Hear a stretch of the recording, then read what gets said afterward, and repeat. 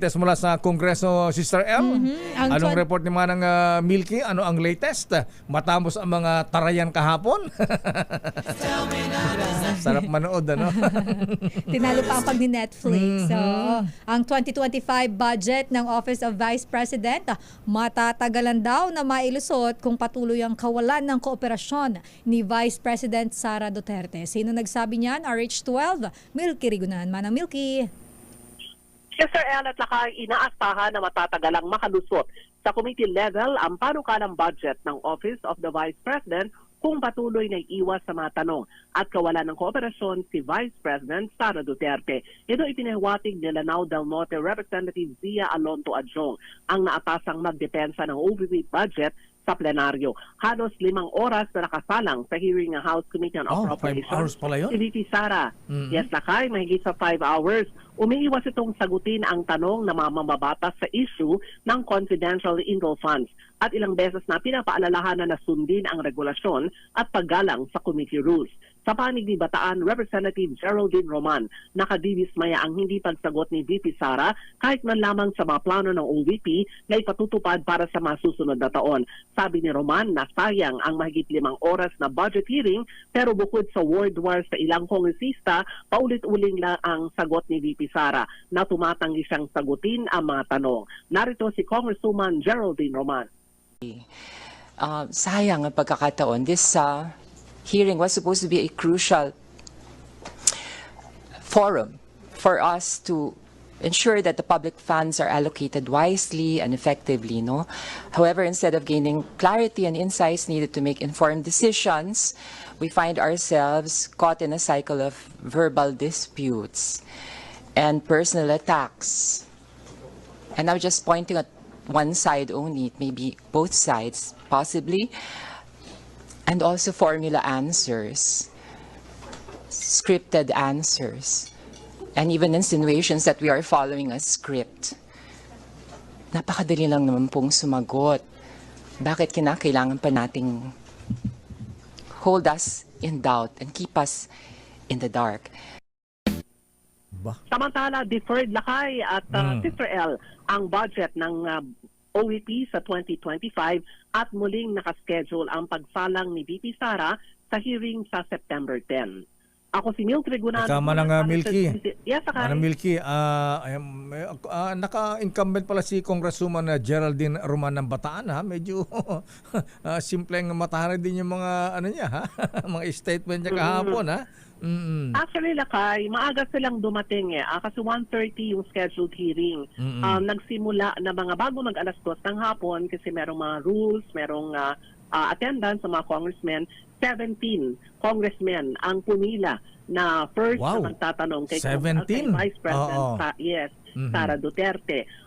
Unang-una na nagtanong ay si ACT Teachers Party List Representative Franz Castro. At syempre ang inaasahan dito yung tanong niya tungkol sa Intel and Confi funds ng OVP noong 2022. Ang laging sagot ni VP Sara sa kanya, tapos na yung 2022, ang pag-uusapan natin dito ay yung 2025. So nagkaroon ng mainitang diskusyon hanggang sa nakialam na rin yung Senior Vice Chair ng House Committee on Appropriations, si Congresswoman Pela Kimbo. Ang sabi niya ay, ma'am, kung pwede lang po, igalang niyo po ang rules ng komite. Hanggang sa tumagal yung hearing, Lakay, mga more than 4 hours na ang sabi ni Congresswoman VP Sara. Pwede bang palitan nyo na lang yung chair? Meaning, palitan si Congresswoman Pela Kimbo. Ang sumagot naman si Congresswoman Kimbo na as a resource person, wala ho kayong kapangyarihan na papalitan yung nakaupo na chair dito sa komite. At dapat request lang naman daw, sabi ni Vice President Oo, request Lakay, pero ang sabi niya ay hindi na pinagbibigyan yung ganong request. Dahil wala naman talaga na nagre-request sa mga pag-upo sa committee hearing na pinapakalitan yung kung sino man yung nakaupong chairman ng komite. Nagulat ba sila Manang Milky? Oo, nagulat. Sister L, at sabi nga nung ilan, katakataka kasi compared noong 2022-2023, ala pang 30 minutes, pasado na. Oo Yung nga. budget ng OVP. Oo nga, di ba? Oo. Nasaan na si Congressman Sandro Marcos? Dati, last year, ang bilis-bilis. 2 minutes lang yata, Kayo approve without nagmaman- thinking. Ha? Oo, Bakit yung ngayon, kayo hindi na? nagmamanifest- At saka yung mga... manifest. Asan yung mga kaalyado? Bakit parang wala na yatang dumipensa kay Vice President Inday kahapon? Oo. Eto na lakay. Di ba, meron siyang sinasabi na mga kakampi na natitira pa naman sa Congress na nagsabi umano sa kanya na nilulutong impeachment. Now, kung titignan mo ang process lakay ng buong hearing, kung napanood mo yung more than 5 hours. Ako hindi. Hindi ko. Haba-haba. Ako pinanood ko yun, Manang Milky. Kapiraso yung pinanood ko. Nagsawa ako. Oo. Okay. Nakikita mo na lakay at Sister L kung sino yung tinutukoy niya na meron pa naman akong natitira mga kaibigan sa Kamara. Uy, Na medyo. nagsabi sa akin Ayan. na meron umanong nilulutong impeachment laban sa akin. So in the process of the hearing, malalaman mo na lakay Sister L kung sino sila. Alam ko, ayan, babanggitin ko na kung ayaw mong banggitin na Manang Milky, ha? Isa sa mga Sige, medyo friendly ang tanong kay VP Inday, ang dating Pangulong GMA, di ba? But, oo, hindi. Si Manang Milky, yung sagot niya, ano eh. Very safe. Ang gusto ko lang naman, yes or no. Yes or no. Teka muna. Sino pa lakay? Doon sa 70 ng mga nakapila Teka. nagtanong kahapon na bakit wala ang Congressman Pulong Duterte? Wala siya. Oo, inaasahan dapat namin lakay kasi hindi dapat ito ang time na ipagtanggol si ate ba o mas bata itong si Vice? Oo, yun ang pagkakataon niya sanang ipagtanggol. Sa bagay, ando naman yung mga kakampi na sinasabi nga ni Vice President Sara Duterte na nanatili pa rin daw na kaibigan ng Duterte family. So meron ka na nabanggit na isa lakay. So isa pa, banggitin pa isa. Sino pa? Congressman Bautista. Yung isa pa. Tatlo Isa yan. ba? Sino yung pangatlo? Congressman Bebot Alvarez. Hindi lakay. Hindi ba? Pwede. Akala ko batiin na sila. Mali ka. Sige. Pwede na siguro. O yung pang-apat. Pinapahirapan mo kami. Dami-daming congressman. 300 mahigit yan. Sino pang apat? I-chat mo na lang daw, Manang Milks. Yung pang-apat lakay, Sister L.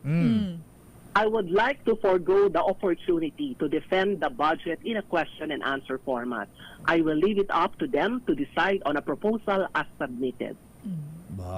Sino siya? Hindi si... Hindi lang.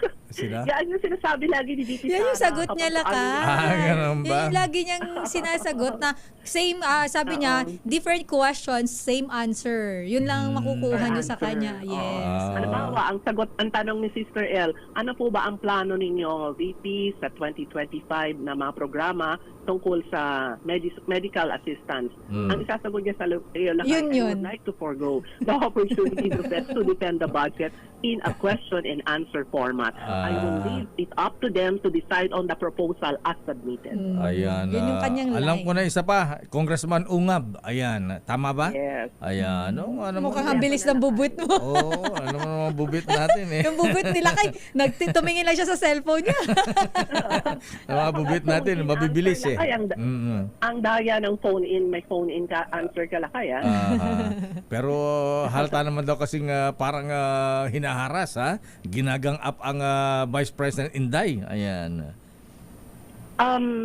Parang siguro Ganun na nga. mo na ganon. Pero kung napanood mo yung buong hearing lakay, marami siyang pinalagpas na mga dapat niyang sagutin na hindi naman talaga kumbaga ay ginagang up siya. Total, yung mga programa for 2025. Hindi siya, ayaw niya sumagot. Siyempre naman na Manang Milky, kahit sino malagay dun sa sitwasyon na malagay ka sa pagdinig, sa hearing, ayan, pagkatapos live ang mga camera ng mga iba't ibang news agencies, pagkatapos ang dami-dami nakapila para ka ini-interrogate, ha?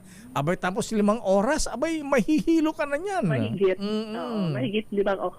Nagba-break naman sila lakay sa mga 2 minutes and then nagme-may go out ba siya? Na-jingle ba si Vice President? Minsan lang, oo. Pero nire-refill yung iniinom niyang tubig pero para siyempre habang ongoing yung hearing. Aha. Yung mga congressmen, 17 yung first batch na nagtanong, tapos may mga nagpalista pa on second batch na para sa question. Natapos ba Manang Milks yung Hindi 17? nga. Hindi. Ay, oo nga, 17. Natapos. Talaga? Oo, natapos. Anong oras ba natapos? Pero Anong oras natapos ang hearing? Ang budget hearing? ang budget hearing hearing. ay pasado alas 7 ng gabi. Wow. So, umupo sila ng bago mag alas 2 ng hapon na tapos pasado alas 7 ng gabi to defer yung 2025 budget kasi ang sabi nga ng mga congressmen, wala daw silang nakukuhang sagot kay VP Sara. yeah. Hopefully, sabi naman ni Congressman Zia Alonto Adjong ang inatasan na mag-defend ng budget ng OVP sa plenaryo September 10 ulit. Bibigyan siya ng pagkakataon na makapagpaliwanag. Tatanungin siya ulit. Okay. Malaking kaibahan nito, Lakay. Mr. L, from 2022-2023 na sumalang siya na wala pang 30 minutes, aprobado na yung budget. Ngayon, sumalang siya more than 5 hours at deferred pa yung budget ng Office of the Vice President. Okay, pero sabi na ating babita Manang Milky, masa type daw ni Vice President Inday si Congressman Saldico kesa kay Congresswoman Estela Suarez. Kimbo, Lakay. Ay, Kimbo.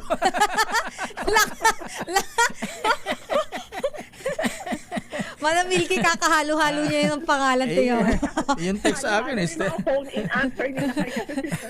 Nakatingin kasi siya Manang Milky sa cellphone niya. binabasa ko lang, Estela Suarez kasi.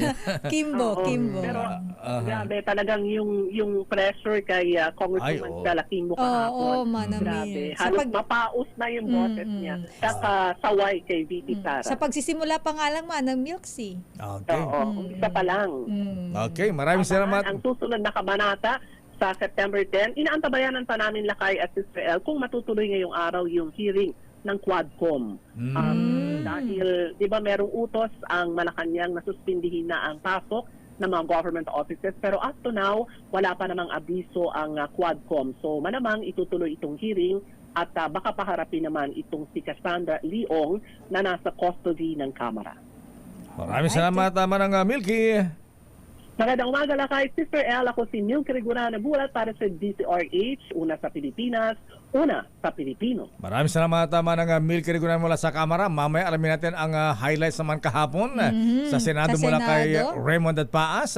Standby Leta Narciso. Ayan, kaya lang ang tanong nila rito bakit ang investigasyon puro nakatutok sa mga Duterte? Ayan, may kinalaman ba ito sa destabilization?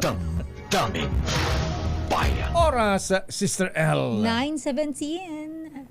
This time check